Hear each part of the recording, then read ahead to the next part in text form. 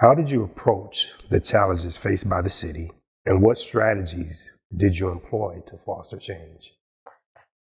So I always looked at it as, don't give me 99 reasons why we can't do something. Find the one way you can.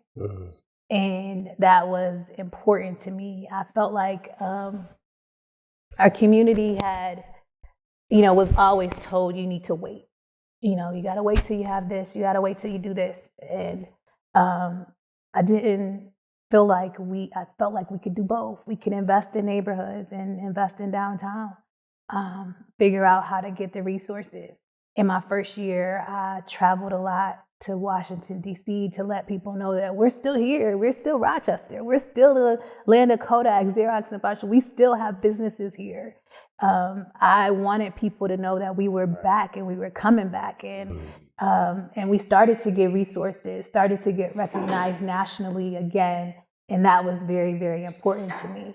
And so given the challenges that we had, being not only having impoverished parts of our city where you could live in Rochester all your life and never see poverty, I didn't want people to feel like they didn't exist. I wanted everybody to know that I see you and I'm going to do my best to fight for you. Right. So your first term, 4 years, would you say that was like kind of smooth sailing? Absolutely not. Okay. The first year, because I think people were upset. The powers that be were very, very upset. Like, oh no, like, we're never, I don't care what she does, right? We're just going to get through these 4 years and, and never accepted me being the mayor, right? Despite the successes, despite the fact that we were making investments in neighborhoods and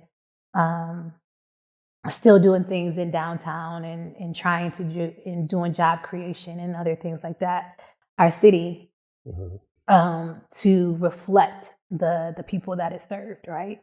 When I ran for my second term, it was a challenge, right? They put up 2 different people against me, former police chief and a local reporter that was popular. And they thought that they were going to beat me then, but I won. You did. And bringing me into the next question here for that second term, policing and community relations have been important topics during your time as mayor. How did you address issues related to police reform and community trust? Policing in an urban environment is always a challenge, right? And so what was important to me was to make sure that the police department started to reflect, you talking about, years of just police officers not necessarily looking like the people that they're serving, right? And so you wanted to do recruitment.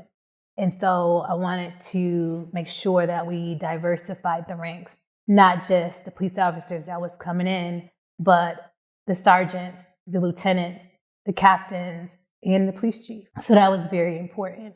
Having a relationship and building that service, that thought of, okay, we're in this together. We need a community that has police officers, right? We know that with the challenges that we were facing and still face to this day, but we have to find a way to treat people with respect as well, right? Yes. And so our police department I wanted to demand that particular part of it as well. And so we did that, but we had our challenges. We had situations where, people acted not in the bounds of what I felt was the law. And, when they didn't, I wanted, and we did hold them accountable. And, sometimes, that didn't go over well with a number of people because here you are, we're putting on the uniform every day, going out there in a dangerous situation, and you're fighting for a community that doesn't respect us. Right. And this is a great segue into police challenges as we speak.